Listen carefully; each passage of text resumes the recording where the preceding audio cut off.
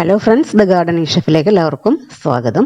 അപ്പോൾ ഇന്ന് ഞാൻ എളുപ്പത്തിൽ ചെയ്യാൻ പറ്റുന്ന, ഇപ്പോൾ കുട്ടികൾക്കൊക്കെ മന്തി, കപ്സ അല്ലെങ്കിൽ അങ്ങനെ എന്തെങ്കിലും ഒരു സ്പെഷ്യൽ റൈസ് വേണമെന്ന് പറയുന്ന സമയത്ത് ഈസി ആയിട്ട് ചെയ്യാൻ പറ്റുന്ന ഒരു നല്ലൊരു മന്തിയുടെ ഫ്ലേവറുള്ളൊരു മന്തിയുടെ റെസിപ്പിയാണ് കേട്ടോ. ഒരുപാട് ഇൻഗ്രീഡിയൻസ് ഒന്നും വേണ്ട. നമുക്കതുപോലെ അരി എടുത്ത് വെക്കാം, ചിക്കൻ എടുത്ത് വെക്കാം. ലോങ് ഗ്രെയിൻ റൈസിൽ ചെയ്യുന്നതായിരിക്കും കേട്ടോ കുറച്ചുകൂടി കൂടുതൽ ടേസ്റ്റ്. അപ്പോൾ അരി എടുക്കുന്നതിൻ്റെ ഇരട്ടി വെള്ളം ഇതുപോലെ ഒരു പാനിലേക്ക് ഒഴിച്ചു കൊടുത്തിട്ട് കുറച്ച് ഹോൾ മസാലാസൊക്കെ ഇട്ട് കൊടുക്കുക. പെരിഞ്ജീരകം ഇടണ്ട, അല്ലാതെയുള്ള മസാലകളെല്ലാം ചേർത്ത് കൊടുക്കുക.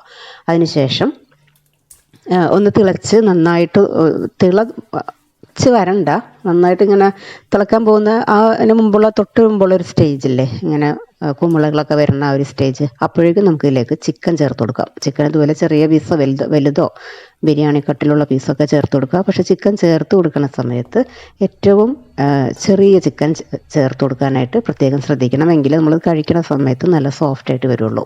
ഇതിലേക്ക് ഇപ്പോൾ ഉപ്പ് മാത്രമേ ചേർത്തിട്ടുള്ളൂ കേട്ടോ. ഒരു 10 മിനിറ്റ് അടച്ചു വയ്ക്കാം. ആദ്യം നന്നായിട്ടൊന്ന് തിളപ്പിക്കുക. അതിന് ശേഷം ഫ്ലെയിം ഒന്ന് കുറച്ചതിന് ശേഷം ഒരു 10 മിനിറ്റ് സിമ്മിലിട്ട് വയ്ക്കാം. അപ്പോൾ ഇങ്ങനെ 10 മിനിറ്റിന് ശേഷം ആണ് ഞാനിപ്പോൾ ഇതിങ്ങനെ എടുത്ത് മാറ്റണത് കേട്ടോ. അപ്പോൾ ഇതിൻ്റെ ഒരു ഏതാണ്ടൊരു കുക്കിങ്ങൊക്കെ കഴിഞ്ഞിട്ടുണ്ട്, എങ്കിലും ഒന്നും കൂടിയൊക്കെ ഒന്ന് സോഫ്റ്റായി വരാനുണ്ട്. അതിനൊരു അടുത്ത പ്രോസസ്സിൽ റെഡി ആയിക്കോളും. അപ്പോൾ റെഡി ആയിട്ടുള്ള ചിക്കനെല്ലാം ഇപ്പോൾ ഇതിൽ നിന്ന് കണ്ടില്ലേ, പീസെല്ലാം ഇങ്ങനെ വിട്ട് പോരുന്നുണ്ട്. അത്യാവശ്യം നന്നായിട്ട് വെന്തിട്ടുണ്ട്. പീസെല്ലാം ഇതുപോലെ മാറ്റി വയ്ക്കാം. നമ്മൾ കറിക്കട്ടെടുക്കുന്ന പീസായാലും കുഴപ്പമില്ല കേട്ടോ. ഇതിപ്പോൾ ഇത്തിരി വലിയ പീസാക്കിയാണ് ഞാൻ ചേർത്തിരിക്കുന്നത്. ഇനി നന്നായിട്ട് വാഷ് ചെയ്ത് വെച്ചിരിക്കുന്ന റൈസ് ചേർത്ത് കൊടുക്കുക. ഇനി ഇതിലേക്ക് ചേർത്ത് കൊടുക്കുന്നത് ഒന്നില്ലെങ്കിൽ ഇതുപോലെ യെല്ലോ ലെമൺ ചേർത്ത് കൊടുക്കാം, അതല്ലെങ്കിൽ ബ്ലാക്ക് ലെമൺ ചേർത്ത് കൊടുക്കാം. പിന്നെ ഉപ്പ് നമ്മൾ ആദ്യമേ ചേർത്തതാണെങ്കിലും ഇനി അരി ഒന്ന് കുക്കായി വരണമല്ലോ, അപ്പോൾ അതിനും കൂടി ആവശ്യത്തിനുള്ള ഉപ്പ് ടേസ്റ്റ് ചെയ്ത് നോക്കിയിട്ട് കറക്റ്റാക്കി കൊടുക്കണം കേട്ടോ. കുറച്ച് ഉപ്പ് കൂടി നിന്നാലാണ് റൈസ് കഴിക്കുന്ന സമയത്ത് ടേസ്റ്റ് ഉണ്ടാവുള്ളൂ.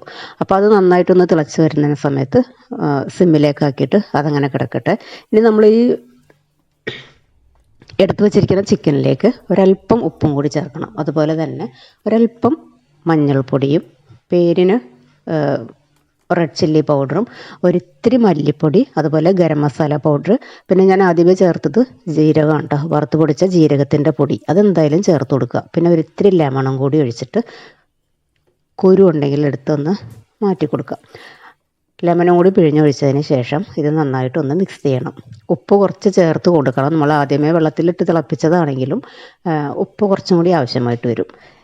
ഇനിയിപ്പോൾ നമ്മൾ ഇതിലേക്ക് വേറെ ഓയിലൊന്നും ചേർത്തിട്ടില്ലല്ലോ, അപ്പോൾ ഇതിലേക്ക് 1 ടേബിൾ സ്പൂൺ സൺഫ്ലവർ ഓയിൽ. ഇനി ഇത് നന്നായിട്ടൊന്ന് മാരിനേറ്റ് ചെയ്തെടുക്കുക. ഇനി പാൻ വെച്ച് കൊടുത്തിട്ട് ചിക്കൻ ഒന്ന് റെഡിയാക്കി എടുക്കണം.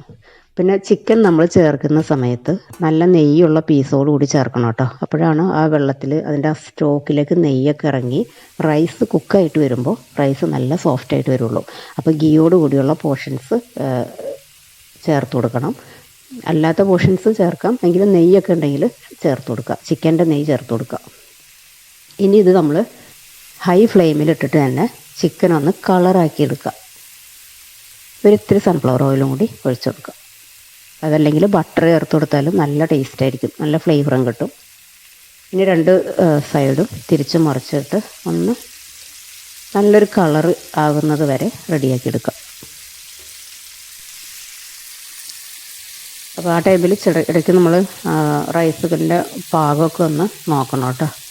അപ്പോൾ ഞാനിതിലേക്ക് കുരുമുളക് മുഴുവനായിട്ടുള്ളത് ചേർത്ത് കൊടുത്തിട്ടുണ്ടായില്ല. കുരുമുളകൊക്കെ ചേർക്കുമ്പോൾ ഒരു പ്രത്യേക ടേസ്റ്റാണ് റൈസ് കഴിക്കാൻ സമയത്ത്. അപ്പോൾ അതുകൊണ്ട് ഇത്തിരി കുരുമുളക്, ഹോളായിട്ടുള്ള കുരുമുളകും കൂടി ചേർത്ത് കൊടുത്തിട്ടുണ്ട്. റൈസ് കുക്കായിട്ടില്ല. ഒന്നും കൂടി അടച്ചു വെക്കാം. ചിക്കൻ തിരിച്ച് മറിച്ചൊക്കെ ഇട്ടൊന്ന് കളറാക്കി എടുത്തിട്ടുണ്ട്. ഇനിയിപ്പോൾ ഇതിലേക്ക് നല്ലൊരു അഡീഷണൽ ഫ്ലേവറൊക്കെ വേണമെന്നുണ്ടെങ്കിൽ മാഗി ക്യൂബ് ചേർത്ത് കൊടുക്കാം. പക്ഷേ മാഗി ക്യൂബിൻ്റെ യാതൊരു ആവശ്യമില്ല കേട്ടോ. ഈ ചിക്കൻ്റെ ഒരു ഫ്ലേവറിൽ തന്നെ കിട്ടുന്ന നല്ല റൈസാണ്. അപ്പോൾ അതാണ് ഞാൻ പറഞ്ഞത്, നമ്മുടെ കയ്യിലുള്ള ഇൻഗ്രീഡിയൻസ് വെച്ചിട്ട് കുട്ടികൾക്കും വലിയവർക്കൊക്കെ എളുപ്പത്തിൽ ചെയ്തെടുക്കാൻ പറ്റുന്ന, ഒരു ബുദ്ധിമുട്ടില്ലാതെ ചെയ്തെടുക്കാൻ പറ്റുന്ന റൈസാണ്. എന്നാൽ നല്ല കുഴിമന്തിയൊക്കെ കഴിക്കുന്ന അതേ ഫീലിൽ കഴിക്കാനും പറ്റും. ഇപ്പോൾ റൈസ് ഓൾമോസ്റ്റ് കുക്കായിട്ടുണ്ട്. ഇനി ഇതിലേക്ക് 2 പച്ചമുളക്. ഈ പച്ചമുളക് ഇങ്ങനെ കുത്തി വെക്കുന്ന സ്റ്റെപ്പും സ്കിപ്പ് ചെയ്യരുത് കേട്ടോ. അത് നല്ലൊരു ഫ്ലേവർ കിട്ടും ഈ മുളകിൻ്റെ. അതിൻ്റെ മുകളിലേക്ക് നമ്മൾ റെഡിയാക്കി വെച്ചിരിക്കുന്ന ചിക്കൻ ഓയിലോട് കൂടി തന്നെ ചേർത്ത് കൊടുക്കാം. നമ്മൾ ചിക്കൻ്റെ എല്ലാ ഫ്ലേവറും ഈ ഓയിലിലാണ്. അപ്പോൾ ഓയിലും മസാലയൊക്കെ ഉണ്ടല്ലോ, അതൊട്ടും തന്നെ വേസ്റ്റ് ആക്കാതെ ചിക്കൻ്റെ മുകളിലേക്ക് ഇതുപോലെ ഒഴിച്ചു കൊടുക്കാം. അപ്പോൾ അത് താഴേക്ക് ഇങ്ങനെ ചെന്നിട്ട് ആ റൈസിനും നല്ലൊരു ഫ്ലേവർ കിട്ടും. അതും ഒഴിച്ച് വച്ചിട്ടുണ്ട്. ഇനി ഇതുപോലെ ഒരു മിഡിൽ പോർഷനിൽ ഒരു ചെറിയ ഗ്യാപ്പ് ഉണ്ടാക്കിയിട്ട് ഒരു ചെറിയ സ്റ്റീൽ പാത്രം, ഏതെങ്കിലും ഒരു പാത്രം ഇതുപോലെ ഇറക്കി വെക്കാം. എന്നിട്ട് ഞാനൊന്ന് ചാർക്കോളോ എന്തെങ്കിലും ഒന്ന്, ഞാനിപ്പോൾ ഇത് ചിരട്ടയുടെ പീസാണ്, ഞാൻ നേരത്തെ തന്നെ പറഞ്ഞിട്ടുണ്ട്, ചിരട്ടയുടെ പീസാണ് ഏറ്റവും നല്ല ഫ്ലേവർ കൊടുക്കുന്നത് കേട്ടോ. ഈ ഇങ്ങനെ സ്മോക്ക് ചെയ്യുന്ന സമയത്ത് ഒരിത്തിരി ഓയിലും കൂടി ചേർത്തിട്ട് അതൊന്ന് അടച്ച് വെച്ചിട്ടുണ്ട്.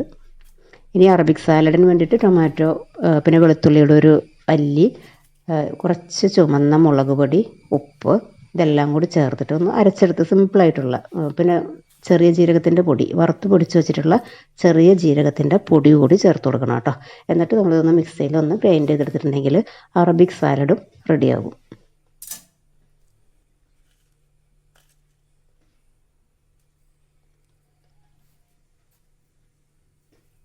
ആവശ്യത്തിനുള്ള ഉപ്പും കൂടി ചേർത്തിട്ട് വേണം അരച്ചെടുക്കാൻ.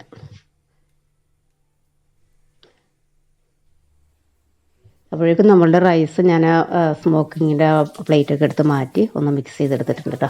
അപ്പോൾ നല്ല സൂപ്പർ ടേസ്റ്റി ആയിട്ട് എളുപ്പത്തിൽ കഴിക്കാനും ഉണ്ടാക്കാനൊക്കെ പറ്റുന്ന നല്ല റെസിപ്പിയാണ്. കുട്ടികൾക്കൊക്കെ ഉണ്ടാക്കി കൊടുക്കുക. വീഡിയോ നിങ്ങൾക്ക് ഇഷ്ടപ്പെട്ടെങ്കിൽ കാണുന്ന സമയത്ത് മറക്കാതെ ഒന്ന് ലൈക്ക് ചെയ്തേക്കാം കേട്ടോ. അതുപോലെ കമൻറ്റ് ബോക്സിൽ കമൻറ്റ് അറിയിക്കാനും മറക്കരുത്. അടുത്ത വീഡിയോയിൽ കാണുന്നത് വരെ താങ്ക് യു.